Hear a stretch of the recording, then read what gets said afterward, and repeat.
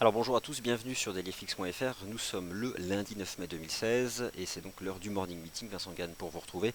Comme promis, on va parler des indices boursiers. On a largement évoqué les paires de devises tout à l'heure.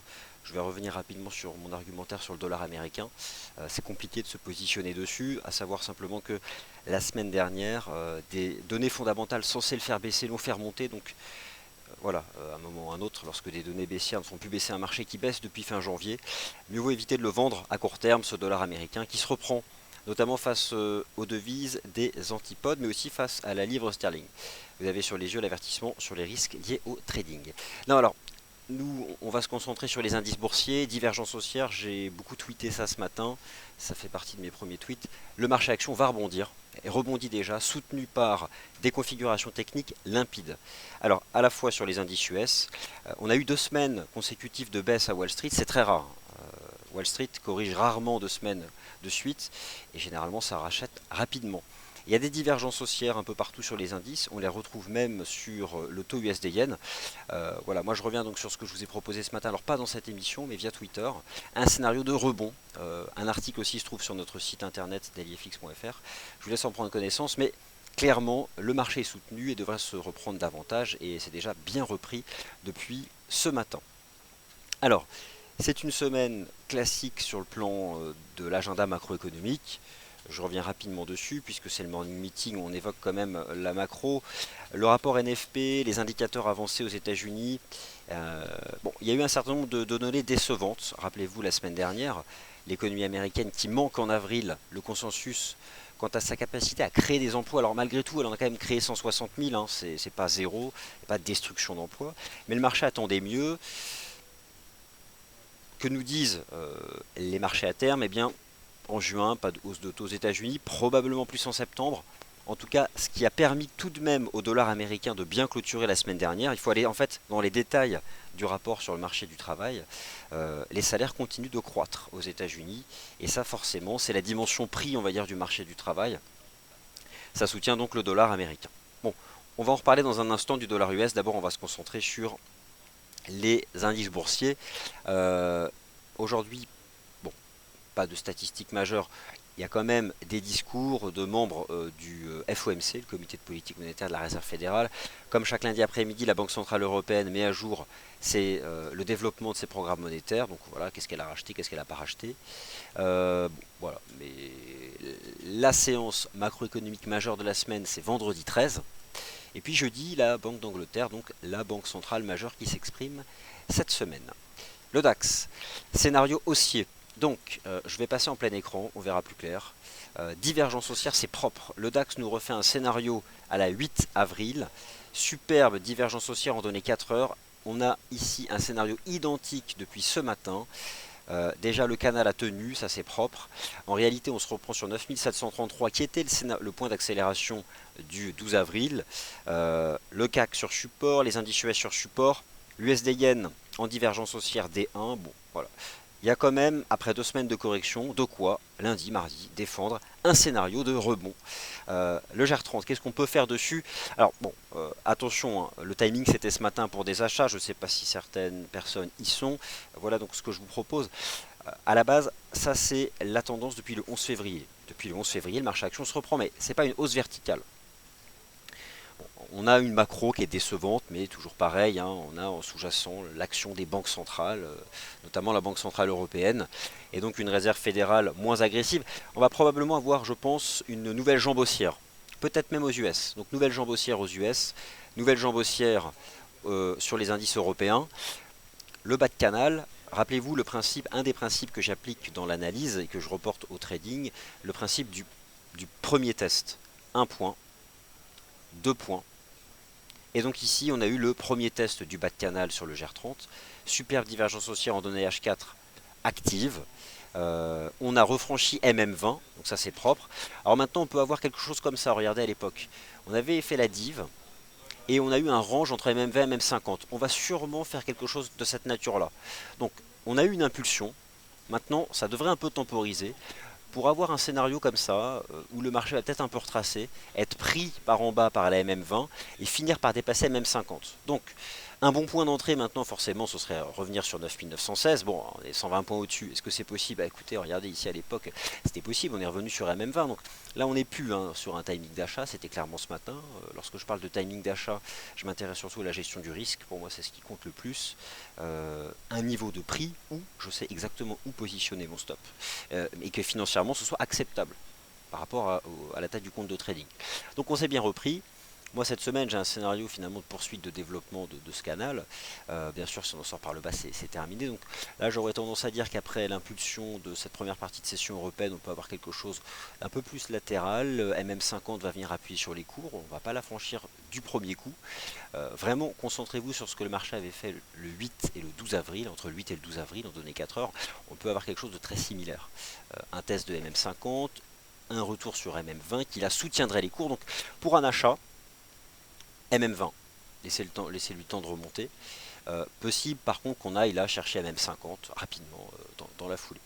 Alors on a quelque chose de très similaire sur le CAC 40, mais c'est un peu plus faible. Déjà en données 4 heures on a fait un bel avalement, le marché remonte. Bon, ces lignes de tendance, je vais les retirer pour qu'on se concentre sur l'essentiel. La div n'existe pas sur le CAC 40, ça c'est un fait. Cependant, le marché se reprend quand même sur 4211. On a fait un bel avalement, hein, ça c'était déjà dès la séance du 6 mai. Ça se reprend, donc il y a un côté assez vertical. L'Eurostock 50 en weekly qui a tenu cette ligne de tendance. L'Eurostock 50 en H4, on retrouve la divergence haussière du DAX. C'est lui qui fait référence de toute façon. Elle est aussi propre sur l'Eurostock 50 que sur le DAX. Elle n'existe pas sur le CAC. On a fait une fausse cassure de ligne de tendance sur l'Eurostock 50, donc fausse cassure baissière, le piège baissier derrière, on a le contre-pied haussier et il est généralement vertical. Avalement haussier aussi, divergence haussière H4, on se reprend, c'est fort. Donc là on est clairement dans cette dynamique qui est haussière sur les indices boursiers européens et qui peut permettre je pense au GR30 d'aller chercher en première intention MM50. Donc là dans l'immédiat elle passe à combien?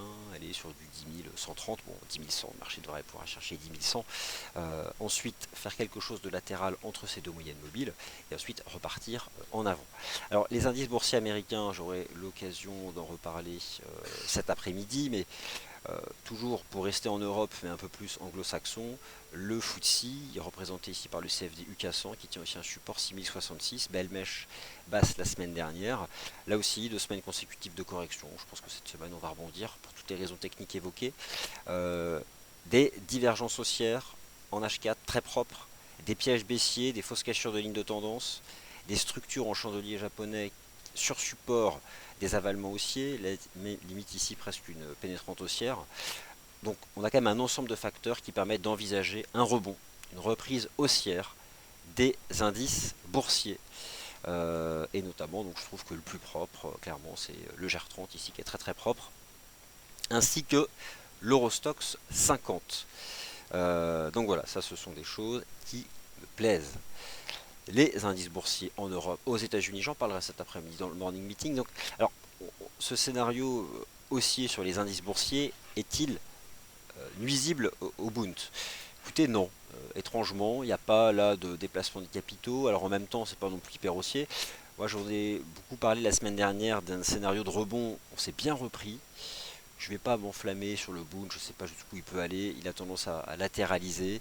C'est vrai qu'on est sorti par le haut de cette pattern. Bon, pourquoi pas remonter chercher 164-75. Après, clairement, pour le momentum, alors cette première ce lundi 9 mai, c'est sur les indices boursiers, il n'y a pas photo, quoi. Voilà, le DAX va bien lui chercher 10 100, 10 130. C'est vraiment propre sur l'Eurostoxx 50, donc non, non, mieux vaut privilégier ces marchés pour des stratégies d'achat. Donc des fausses cassures baissières, des divergences haussières H4, des avalements haussiers sur support, quand même tout techniquement parlant pour ce scénario de rebond. Et puis j'ajoute à cela l'approche intramarché, donc pratiquer l'analyse technique sur des actifs qui appartiennent à la même catégorie. Donc entre autres les indices boursiers, on peut raisonner d'une zone géographique à l'autre. Là j'ai beaucoup parlé de l'Europe, on peut parler des US, ils sont aussi sur support. 2 semaines de correction à Wall Street, c'est très rare. Là aussi, par rapport à ça, on peut envisager un scénario de rebond. Donc voilà, cela soutient donc les marchés actions européens. Alors voilà pour les indices. Je regarde si vous avez des questions sur les indices. Et puis ensuite, on va parler des matières premières. Sachant que vous venez d'assister à un point complet, je vais quand même vous donner mon point de vue. Et puis ensuite, les paires de devises et cette épineuse question du dollar américain. Après une belle semaine de reprise la semaine dernière, alors que derrière cette semaine de reprise, il n'y avait pas les fondamentaux l'expliquant.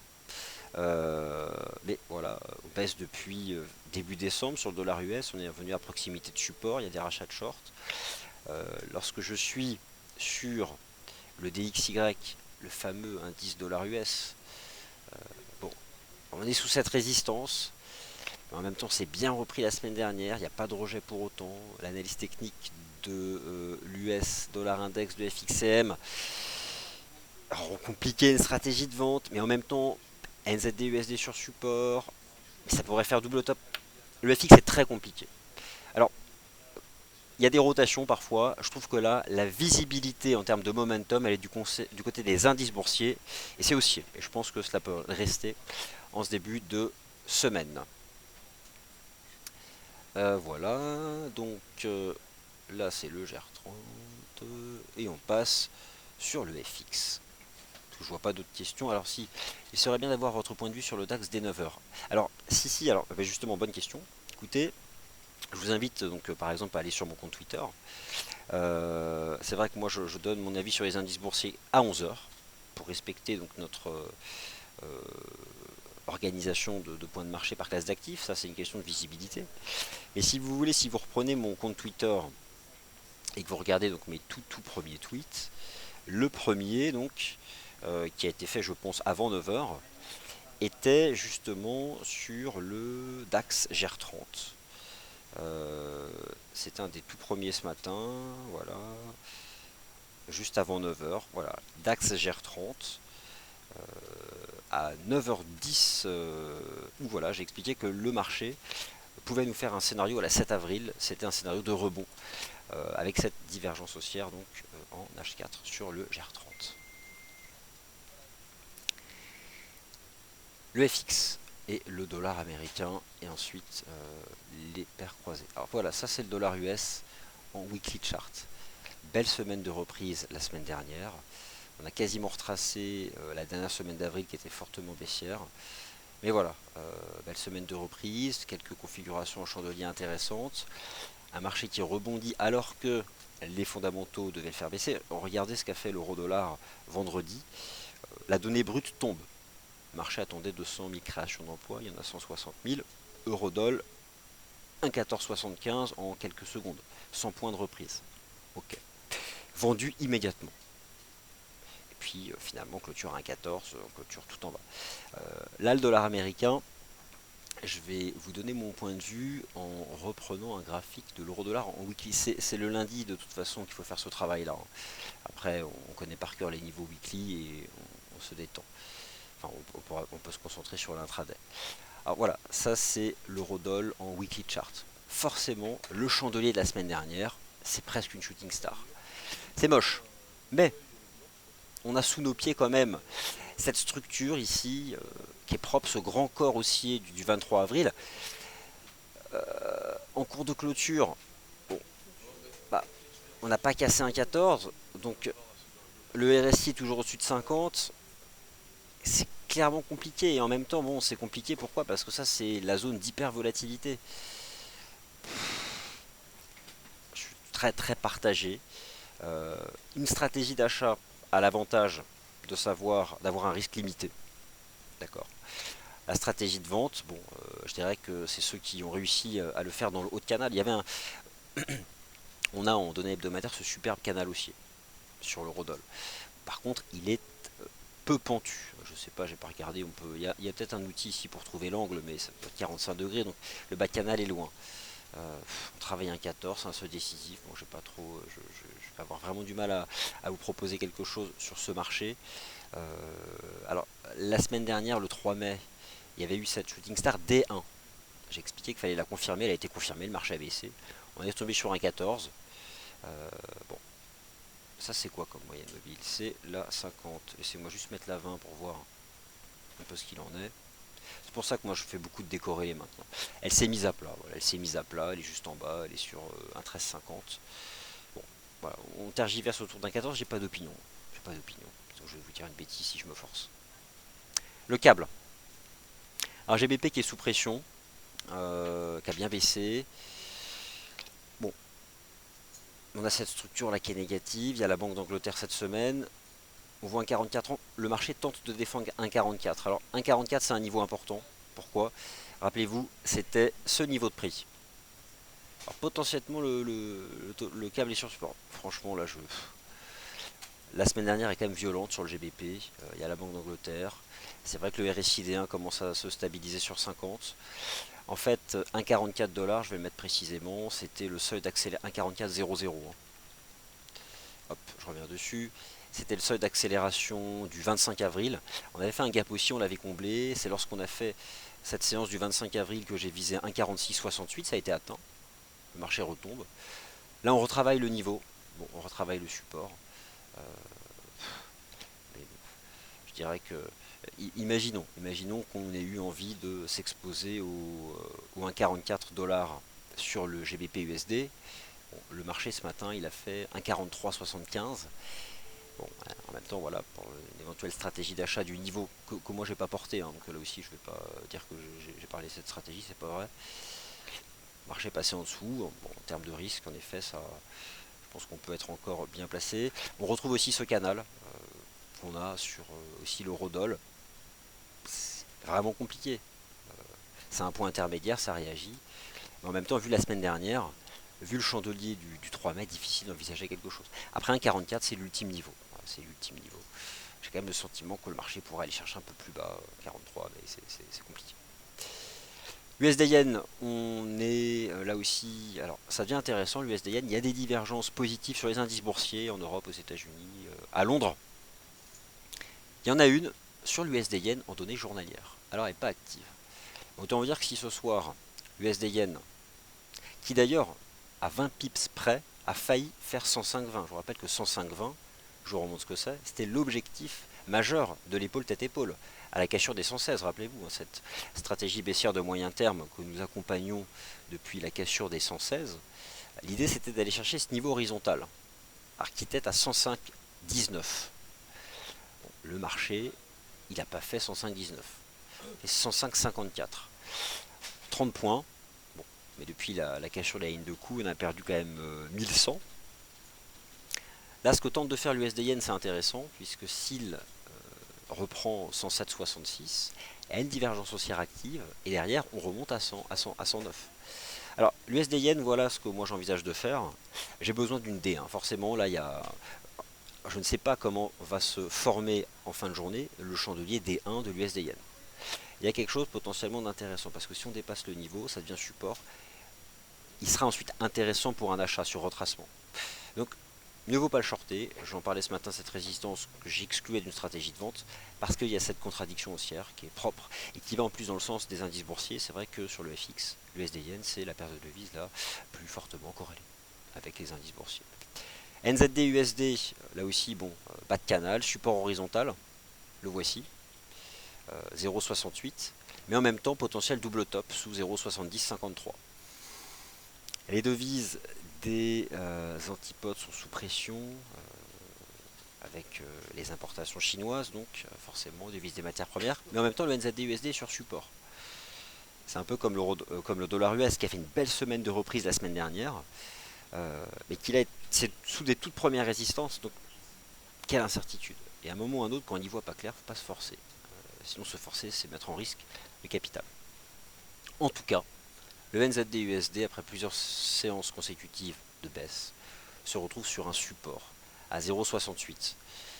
Son seul attrait sur le plan technique, le bas de canal, le niveau horizontal, c'est le rendement risque. Pourquoi pas? Pourquoi pas? En gérant son risque sous 0,68. Mais franchement, c'est compliqué. Alors l'euro GBP, toujours dans une phase de reprise, j'en parle beaucoup depuis le 29 avril, le marché s'est bien repris, pas loin de 150 pips. Maintenant pour aller au-delà, il faut dépasser 0,7946, c'est un gros niveau, c'est cette zone horizontale, voilà, vous le voyez ici, hein, c'était ce point haut du 24 avril, un niveau que le marché a tapé le 4 mai. Pour aller plus haut, il faut dépasser 0,6948. Moi je vais garder le cap tant qu'on tient 0,70 18,50. En dessous, le marché n'ira pas plus haut. Et ce sera terminé donc pour ce rebond qui avait été suggéré à la base le 26 avril par une divergence haussière cachée. Ça fait 2 semaines. Peut-être a-t-elle déjà tout donné, j'ai pas la réponse. En tout cas, on l'aura. Si le marché rebascule sous 78, 61, ce sera terminé. Si on dépasse 79,46, on ira plus haut. Je sais, ça fait beaucoup de si, mais en même temps, c'est comme ça que fonctionne l'analyse technique. Et il faut avoir conscience que voilà, il faut accepter quand un scénario se termine, il y a des niveaux de prix en dessous, il faut savoir sortir. Alors le dollar australien, lui, qui est clairement sous pression, euro AUD, AUD USD. L'euro AUD, le pullback parfait a été fait le 5 mai. Alors le 5 mai, c'était jeudi dernier. Voilà, le pullback impeccable. Double bottom, je repasse ici en données journalières. Voilà, ça c'est franchement, il est impeccable celui-là. On a une ligne de tendance haussière qui attrape tous les bas de marché depuis août, le 3 août 2012, mai 2015. Double bottom, petit double bottom, mais malgré tout, cassure la ligne de coup. Le pullback le 5 mai, l'avalement haussier. Bon, ça tient la route pour l'instant, cette stratégie positive sur l'euro AUD. On a un tout premier support à 1,5422. Bon, là, ça tergiverse un petit peu. Pas de timing d'achat, hein, bien sûr, maintenant. C'était le pullback. Là, c'est bien orienté. Bon, tant qu'on est dans le canal, ça garde le cap. Voilà, c'est tout ce que je peux, moi, vous dire dessus. Attention, NZD-USD, AUD-USD. NZD-USD tient support. L'AUD-USD est sous pression. Passe sous 0,7385. Alors, je vous remontre ce que c'était, la UDUSD, 0,7385. On va parler de la UDNZD juste après. Elle était sortie par le bas de cette configuration. Les 0,7385 sont la ligne de coup de l'ancien double bottom, le superbe double bottom qui, en février, permettait d'avoir une stratégie d'achat de moyen terme, c'est-à-dire se déployant sur plusieurs semaines. On passe en dessous, le marché forme un range. 0,7385 est pour l'instant une résistance, tant que c'est le cas. Il y a un risque de revenir sur 0,7280. Faire attention de toute façon cette semaine au dollar US. Bon, pour l'instant, le marché reste sous résistance. Je vais vous remontrer justement le dollar US, celui, alors pas celui de FXCM, si celui de FXCM. Voilà, belle semaine de reprise. Le dollar US est coutumier de ces fortes semaines de reprise sans lendemain. Ça a été le cas dernière semaine de février, ça a été le cas mi-mars et ça a été le cas la semaine dernière. Sauf que forcément, la semaine dernière est particulière parce que le rebond a démarré à peu de choses près à proximité d'un fort support. Et d'autre part, pour la première fois, des données fondamentales baissières n'ont pas fait baisser le dollar US. C'est pour ça que la semaine dernière intrigue et invite à avoir beaucoup de prudence et à faire attention, même à ce que peut suggérer l'analyse technique. Donc voilà, moi je fais attention cette semaine. Pas de réflexion vis-à-vis du dollar US, des points, juste des points techniques, beau support, une belle résistance, une gestion du risque sur une stratégie, 15-20 points et c'est tout. Pas de réflexion de fond. On va voir ce que va être capable de faire le dollar US cette semaine. Il peut retomber. Hein. Prenez le DXY, il est là. Lui est sous résistance. Il est sous résistance. Bon, ok. Voilà. Mais en weekly, voilà, changé la semaine dernière, mèche basse comme ça du dollar US, ça fait un paquet de temps qu'on n'a pas fait ça. Mais un chandelier comme ça, weekly, c'est beau, mais il faut confirmer. Alors, j'ai envie de dire, il y a des semaines comme ça où le FX sera moins limpide que les indices boursiers, et inversement. Je trouve qu'il y a plus de visibilité là sur les indices boursiers. Alors, le NZD-USD, quelqu'un a posé une question. D'ailleurs, je vais poster toutes les questions, et on va parler ensuite de tout. Notamment la UD-USD. Alors, une question sur le NZD-USD. Laissez-moi juste la retrouver. Elle était où cette question? Bon, je sais plus. Bref, quelqu'un me demandait en gros si on pouvait acheter le bas de canal. Un coup d'œil sur le graphique weekly. Ça résume beaucoup de choses en fait. Tout ce qu'on vient de dire sur le dollar US, je trouve, est résumé par le kiwi dollar. L'approche en chandelier japonais. Avalement baissier assez limpide sur le NZD-USD. Pourquoi ça marque les esprits? Parce que ce type de chandelier weekly sur le kiwi dollar, ça fait un bail qu'on ne l'a pas vu. Ça remonte même au milieu de l'année 2015. Mais en même temps, on a un bas de canal. Ça peut tenir. On ne peut pas shorter un support. Donc quelqu'un qui tient compte de la semaine dernière voit un risque de cassure. Il peut vendre mais sur cassure, pas quand on est sur le support. L'approche en termes de l'approche chartiste simple, la dynamique, le support ou la résistance, le money management, me fait dire que 0,68 est un support. L'avantage de ce point, c'est que là, le risque, c'est 30 pips. 30 pips de risque financier. Pourquoi pas? Stratégie positive. Après la semaine dernière, je suis quand même méfiant, mais c'est un support. Alors un mot sur le GBP-Yen, me demande-t-on. Alors laissez-moi juste aller chercher le GBP-Yen, j'ai un chart. Il tient une ligne de tendance, le GBP-Yen, le voici. Alors, le guide des paires en yen, c'est bien sûr l'USD-Yen. Il n'y a pas de divergence. Attention à la livre sterling. Il y a une décision de politique monétaire cette semaine.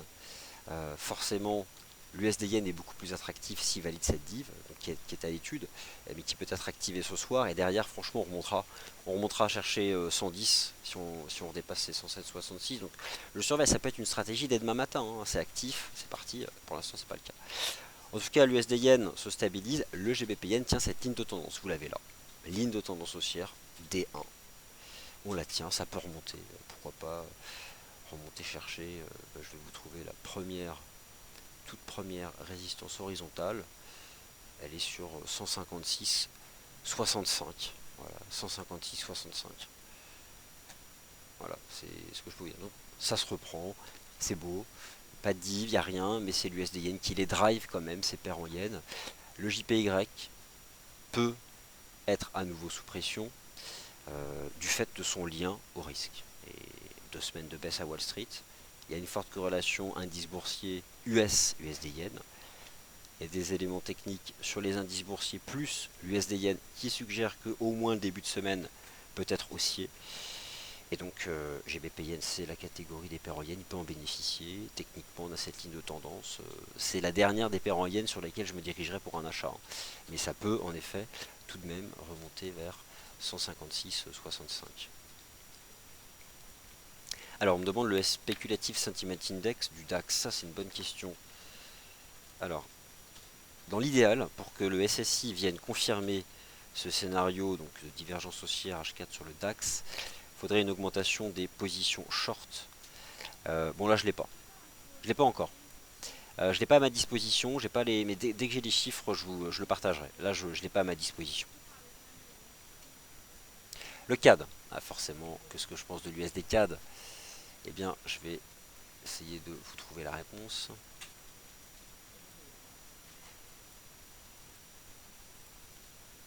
Alors, prenez l'USD CAD en weekly chart depuis mi-janvier. On a enchaîné, on n'est pas loin de 1, 2, 3, 4, 5, 6, 7, 8, 9. D'abord 9 séances consécutives de baisse, puis une semaine de reprise mi-mars sans lendemain, effacée dès la semaine dernière. 1, 2, 3, 4, 4 séances consécutives de baisse. La semaine dernière est quand même significative. On avale 2 semaines de baisse, on se reprend, mais on se retrouve là aussi immédiatement sous résistance. Sous cette ligne de tendance. On se reprend depuis 1,25. Le débat, la réflexion qu'on a sur le dollar US se retrouve sur le SD4. Après, j'éviterai de le vendre. Regardez le RSI D1. Depuis début de l'année sous 50, il est repassé au-dessus. Il y a un changement de momentum. MM20, jour qui guidait la baisse, a été dépassée, les supports, elle s'aplatit. En termes de timing, par contre, voilà, peut-être faire un petit retracement, quelque chose, mais les 1,2750 sont maintenant support. À très court terme, on teste cette résistance. J'éviterai quand même de le vendre parce que voilà, la semaine dernière est quand même une semaine intéressante sur l'USD-CAD et le RSI D1 n'est plus sous 50. C'était un schéma de marché baissier, c'est plus le cas. Peut-être qu'après une petite grosso dans cette zone, il y a une possibilité que ça remonte davantage. Non mais c'est sérieusement dur.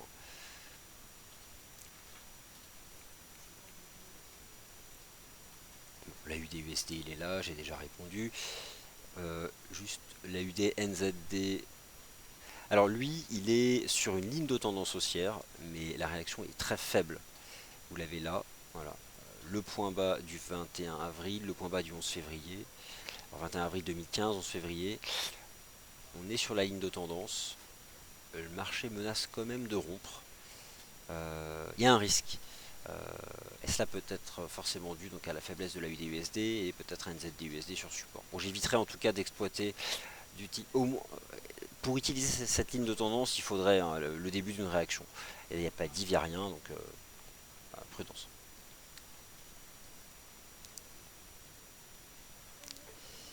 Ok, bon, ça c'est le GBP. Hop, je vais juste déplacer ce niveau sous le point bas du chandelier de ce matin. Voilà.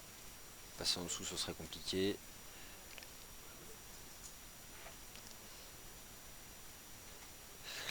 Alors le GBP USD, bonjour, je prends en route. Pour moi GBP USD toujours aussi au-dessus de la ligne de coup. Bah en effet oui, bah elle est là la ligne de coup de l'ETUI. Hein. La voici. Ça c'est la ligne de coup de l'épaule tête-épaule inversée du GBP USD. C'est un 44, c'est un 44, un 43,50. Bon, le marché amorce un rebond, tente quelque chose. On peut aussi avoir cette lecture en canal. Comme mouvement de retour, c'est quand même violent ce qu'a fait le câble. Mais là, 1,44, il est sur support. Et bon, moi, enfin, après une semaine comme la semaine dernière, comme ça, là, qu'est-ce que c'est compliqué.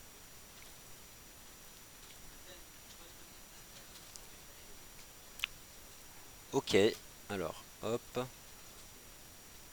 mettre là-dessus. Voilà, bah écoutez, je dois vous laisser. Merci d'avoir été attentif, d'avoir posé des questions. Je rebascule sur ce graphique du DAX. J'ai pas parlé du CAC, mais c'est la même chose. C'est plutôt bien parti. Et si qu'est-ce qu'on peut viser sur le CAC en début de semaine? 4004. Voilà, 4400 points. C'était un point important. C'était un trou de cotation aussi, un gap du 13 avril. Ça a été breaké le 3 mai. Là, on se reprend. La séance en fait du 6 mai elle est intéressante. Si vous regardez le spot, le CAC spot, c'est presque un espèce de marteau, mèche basse. Voilà. Il y a des divs intraday. On va remonter à 4400 points sur le CAC. Je vous en ai pas parlé, mais ça correspond à plus ou moins ce que je vous ai proposé sur le GR30 et le USTX 50, le CFD qui représente l'Eurostock 50. Voilà, merci à tous et on se retrouve donc dans le Wall Street Insider. On parlera des indices US à partir de 15h15.